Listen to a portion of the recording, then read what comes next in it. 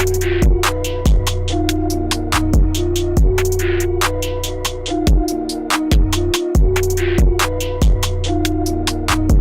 name is Timothy Owase. I'm the acting CEO of Kenya Film Commission. I'm delighted to have you here this morning so that we can deliberate on matters film industry in Kenya.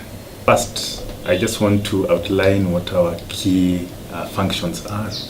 First, Kenya Film Commission is a government institution under the Ministry of ICT, Information, Communication and Technology. And our key mandate is bordering on three core areas. One, developing a vibrant film industry in Kenya. Two, to market Kenya as a center of excellence when it comes to filmmaking. And three, development and management and creating access of national film archives. So basically looking at that, the three core mandates are broken into various core activities that we undertake every year. The film industry in Kenya has come a long way, and there are those things that we are doing as Kenya Film Commission and the government in general to just ensure that we live up to the mandate of Kenya Film Commission, which is creating a vibrant filming environment. And creating a vibrant filming environment, there are those specific items that need to be put in place. You mentioned incentives. Incentives would ensure that we have many productions done. We would like to see investors put up facilities, infrastructure that would help the production of quality local content in the country. At the same time, things to do with licensing that you've just mentioned. I think there's no industry in the world that doesn't have regulation, and government regulation is very normal. So for filming regulations in the country, those are basically regulations that are put in place and an institution mandated to exactly do that. So as far as licensing is concerned, I don't think there is cause for alarm. The reason as to why maybe it would appear like there is a problem, it's because we are on the verge of growth, and we would like to get to maturity level where licensing fees are not really a big factor in the production value chain. Yeah. Did you ever know that Kenya Film Commission has a production and liaison manager who should be able to help you as a producer to actually access all those facilities without any harassment? Yeah. So if you go to the county, any county in the country, and you start filming without permission, you are bound to be harassed, because we would like to see order in the industry. Yeah. And that order can only be achieved if the filmmakers are doing the right things in terms of they are doing legit business. Yes. And at the same time they are living within the tenets of our constitution. We would like to see Kenyan film industry or film industry players really doing film business. And when we mention business within film, then we already acknowledge the fact that film is an economic activity, just like agriculture. For me, when you talk about 60% local content, that emanates from the KICA Act, Kenya Information Communication Act of 2013, KICA Act of 2013, that gave CA that role of content regulation. And what does that mean? As one way of ensuring that local film industry thrives by producing more content, basically that act gave CA an opportunity to create content quotas within free-to-air broadcasting. And that's why the 40 to 60% local content is critical to our industry. Okay. Today, as we speak, I think we've made strides with Communications Authority. We partner to produce quality manpower in the country. We impart knowledge and skills where we go to counties to train young and old and experienced filmmakers in the art of making film. And that is aimed at creating content that will be able to air on local content, thereby supporting the development and the attainment of 60% local content. We engage the industry in many ways. When you look at our programs are stakeholder driven. You will find that Kenya Film Commission is the only government agency mandated to develop, promote, market, and create opportunities for local film industry. We are not into regulation. We enable the industry's growth. And by that, we cannot work on our own. We work with the stakeholders. Every quarter, Kenya Film Commission has a stakeholders forum set where we just evaluate ourselves on our programs as far as delivery to the stakeholders' needs are concerned. We have capacity building workshops that take place every quarter. This month we are in Migori. My team will be, I think next week we'll be in Migori for a whole week, engaging stakeholders in various areas of filmmaking. Other than that, we have facilities here at Kenya Film Commission. The resource center. The resource center is open to the filmmakers, and we don't charge a single coin. All that one needs to do is just to get in touch with Kenya Film Commission, requests for the space, and the space will be availed to you depending on availability. And that basically means that one can be able to access resources, and the resources I'm referring to are softwares in filmmaking. We have a library of books for film. We have a screening facility within our resource center.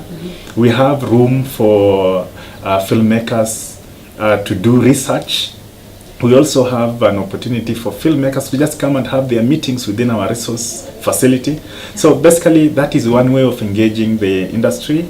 Other than that, we have a quarterly newsletter where we update the industry on what we are doing, and we also give feedback and get feedback from the industry on what the industry would want done. You mentioned drones. You realize that drones are currently being used by many filmmakers in the filming activities. But in this country, drones are banned. For one to fly a drone, there are certain requirements that you must achieve. That doesn't mean that we cannot be able to facilitate filmmaking using drones. And that's why collaborations between Kenya Film Commission and other government agencies are very critical. As we speak, our production and liaison office does the liaison on behalf of filmmakers.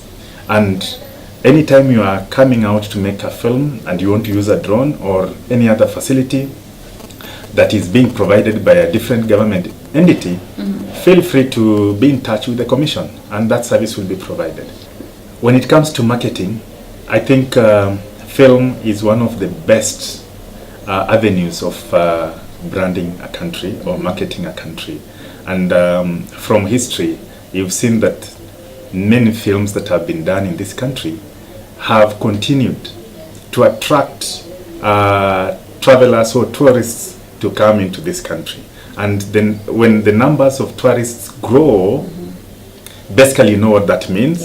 And other than that, the role of film cannot be gainsaid. Why? Because anytime you are on location, you create employment. Anytime a film crew, be it local or international, are on site, there is an element of transport. There is an element of accommodation. We have to feed people. We have to be concerned about the community where we are working. We have to buy equipment. We have to communicate. That means buying airtime, sending emails. Basically, film as a tool of communication provides the best avenue for creating wealth, creating cohesion within the country, because film doesn't know any boundary, creating room for conversation to even forge our societal challenges. At the same time, the government's Big Four agenda is squarely, when you look at film, we are directly contributing towards the manufacturing component because we export content. Kenyan films are watched in many more other countries, and as Kenya Film Commission, our desire is to see that we are able to export more films than we are doing now. Not only does Kenya Film Commission play a major role at Kalasha Awards, Kalasha is actually owned by Kenya Film Commission. Yes, that's our product. And Kalasha Awards plays a critical role within the sector. And I also want to distinguish between two different products. One, we have Kalasha International TV and Film Market that takes place every March of the year. Two, we have Kalasha Awards. Kalasha Awards objectives are to basically recognize achievement within the industry. Two, Kalasha Awards provide the Commission an avenue to do an analysis, an assessment as to what are the key gaps that are there that we need to focus on as one way of improving the quality of productions in the country. You realize that when anytime we host Kalasha, we normally award filmmakers. But before we reach the stage of awarding filmmakers, I'll give you a summary. Kalasha kicks off by the Commission setting up an internal organizing committee, and the committee puts in place a clear roadmap as to what is supposed to happen when. We send out a call for submission, and various categories are announced. With that, we basically also come up with a jury. The jury comes from the industry.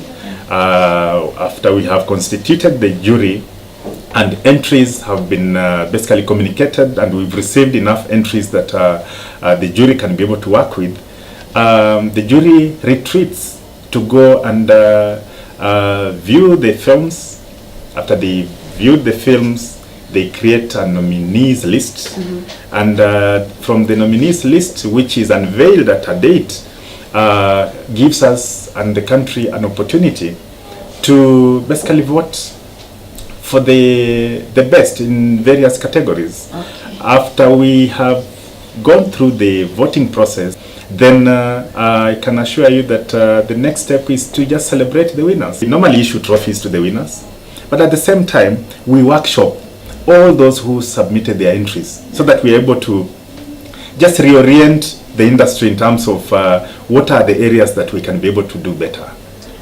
Other than that, we work with the partners, and most of our partners really do give key benefits to the winners.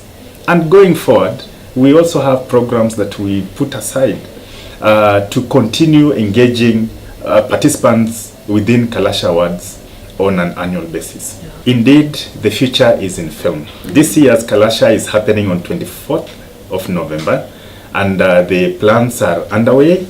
We are ready to host our guests come 24th. And when we talk about the future is in film, it's in many ways. The future is in film focuses on what film can do for this country. As I mentioned earlier, film can create employment. Film creates room for us to have a conversation. Film creates cohesion. It attracts tourists in this country, creating economic benefits for us. There are both direct and indirect benefits that film creates anytime it's at play.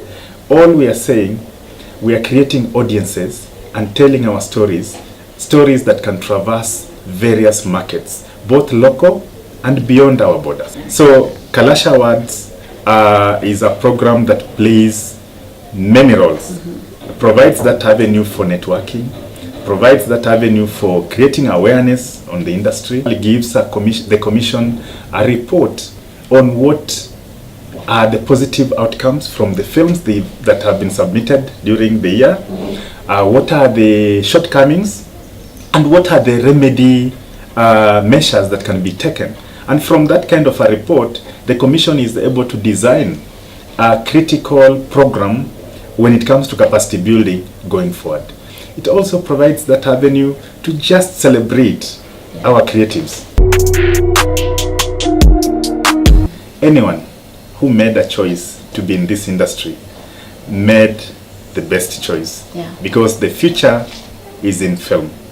The future of our economy, the future of our livelihood, the future of growth in this industry is basically within our hands. So I encourage all participants within the sector to focus more on the art of filmmaking, and not only just telling stories that can traverse the world, telling stories that can be able to break even, creating wealth and creating employment. My name is Timothy Owase, and you are watching Cinema and Theatre Break Show.